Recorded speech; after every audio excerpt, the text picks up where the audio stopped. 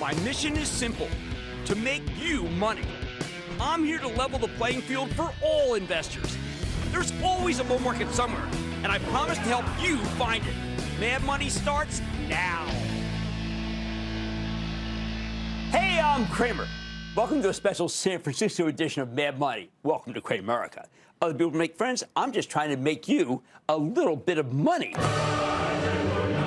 My job is not just to entertain, but to educate and teach, too. So call me at 1-800-743-CNBC. Tweet me at Jim Cramer. The market actually wants to go higher.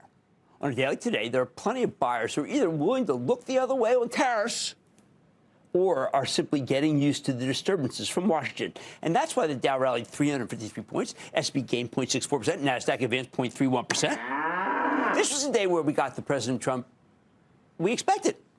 We had so many groups flying that it was tough to even come up with names or themes other than to say businesses that were under Trump 1 did well today. I don't know. I don't want to stick my neck out and declare that the correction is over. But it's worth delving into the possibility that maybe the businesses that went up today are ones that can thrive under Trump, too. First, let's establish what we've been through. A correction. That's what we've been through. It's a technical term, meaning a drop of more than 10%, which is what we had in the S&P 500 as of last Thursday, a peak-to-trough drop from a month ago. The NASDAQ was in correction mode long before that. So why not call the bottom? Because I'm worried about something that Treasury Secretary Bessent said yesterday on Meet the Press.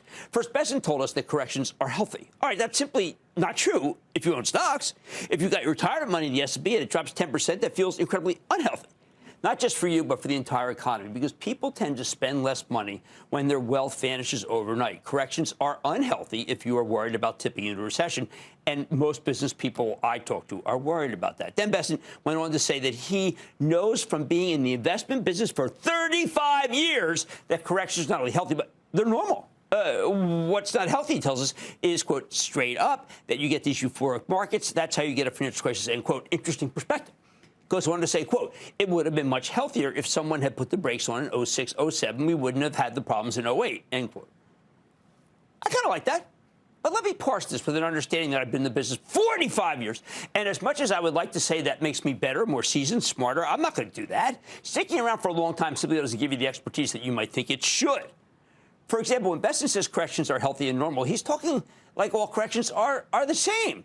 That couldn't be further from the truth. Most corrections are not like the one that we had for the last few weeks. You can get a correction because the Fed changed its stance, the market got too exuberant, foreign problems have been exported to our shores, stuff like that. But that's not what we're talking about here. He knows that, not at all.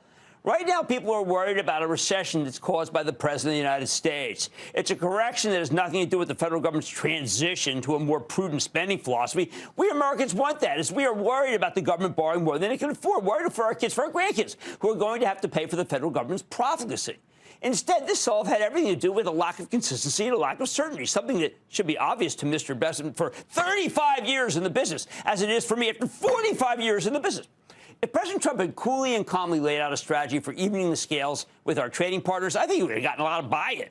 We're the only country that plays fair on trade, and that cost us countless jobs over the years. Foreign countries subsidize all sorts of their products, and then they dump them on our markets at cut-rate prices. China's the king of this. They're hardly alone, though. The numbers speak for themselves. For decades, our government let it happen because these countries were sending us lots of cheap stuff, and who doesn't like cheap stuff?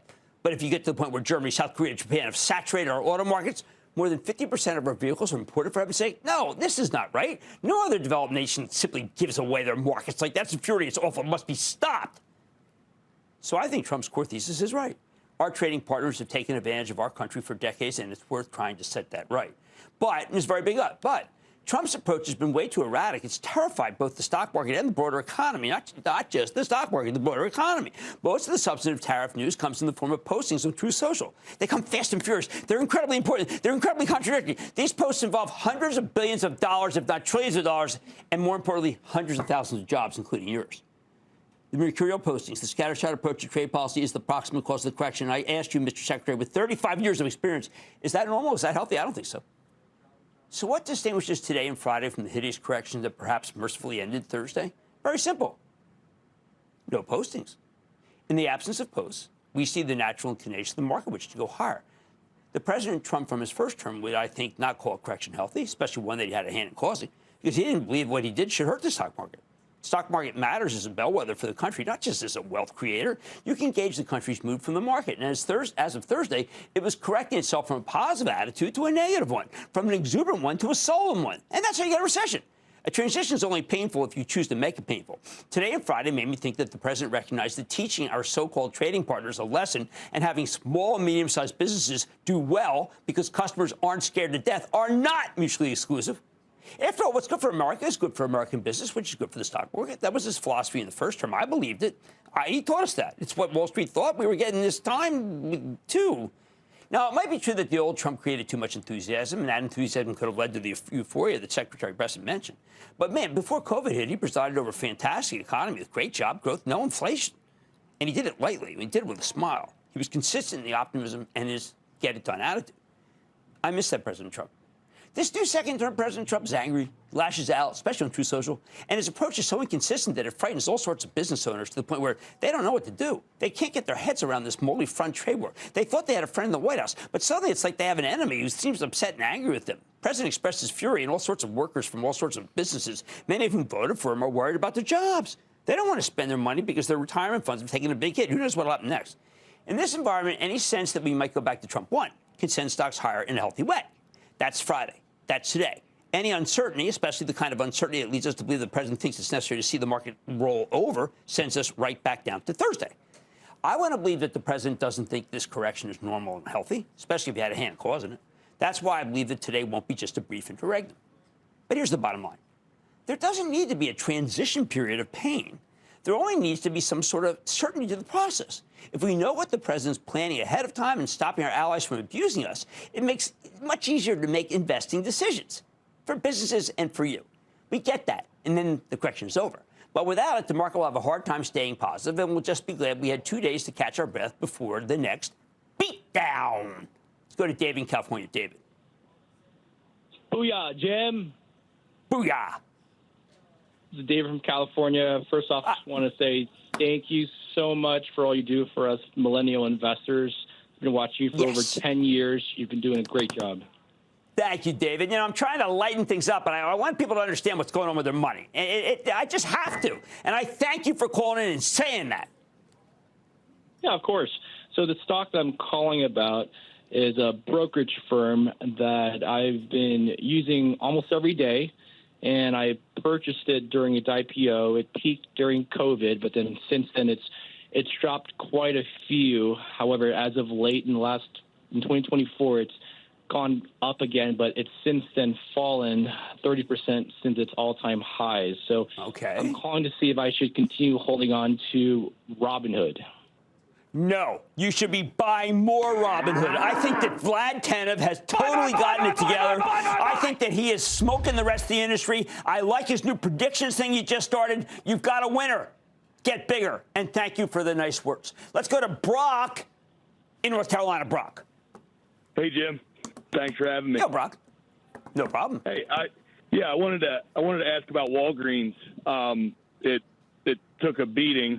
Looks like it's coming back a little bit. Are they going to be a Rite Aid type? Brock, it's over. No, it's over. They've got a deal. They've got a terrific deal with Sycamore. Mr. Wentworth gave you the best he could, and I would just take what position you have off the table and go buy Costco, which I think is not going to need any help whatsoever. Let's go to Drew in Idaho. Drew. Booyah from the beautiful state of Idaho. How are you? Rub it in. Just rub it in. I'm from an amazing state called New Jersey. It's just incredible. We have like a mountain that's like 1,000 feet high. We drink mezcal up here, too. Oh, then that tastes like coming home. Yeah, you need to come up. But I'm an OG Investment Club member, and thank you. And my question my question's kind of sort of about Texas Roadhouse, which you bought for the Investing Club, but it's more about, did you take a look at a turnaround stock like Cracker Barrel? And if you did, how do you and Jeff kind of weigh those two stocks to pick one over the other? Very hard, because Julie Messino, we've had her on the show. She is just crushing it at Cracker Barrel, crushing it. Texas Roadhouse, Mr. Morgan's doing a good job. Now, I know the stock doesn't act well, and I get that. We're going to keep building the position as it goes down because they have a long-term history, and I can't believe the price-earnings multiple is as low as it is. But you've got two winners there, and I thank you. And, yes, if they have Mescal in Idaho, give me a one-way ticket there. If we could just get more certainty. And look, I'm trying to be positive over here because I want the market to stay positive, but I got to, generate some mojo. All right, we get certainty the correction's over. And, I don't like, if that's the new normal, I don't like normal. And if that's healthy, I'd rather be, whatever. Oh, man, Money tonight, I'm kicking off my week out west with a fintech player, Block. I've got the CFO to see if recent announcements could help the company's stock get higher. Then Papa John's cooking up growth in the consumer sentiment. What are you thinking? In this environment, maybe it works. I'm getting a look at the company's recipe for success. And with tax season in full swing, we got to talk to Intuit CEO. See how TurboTax and Credit Karma are doing, you MailChimp. Stay with Cramer.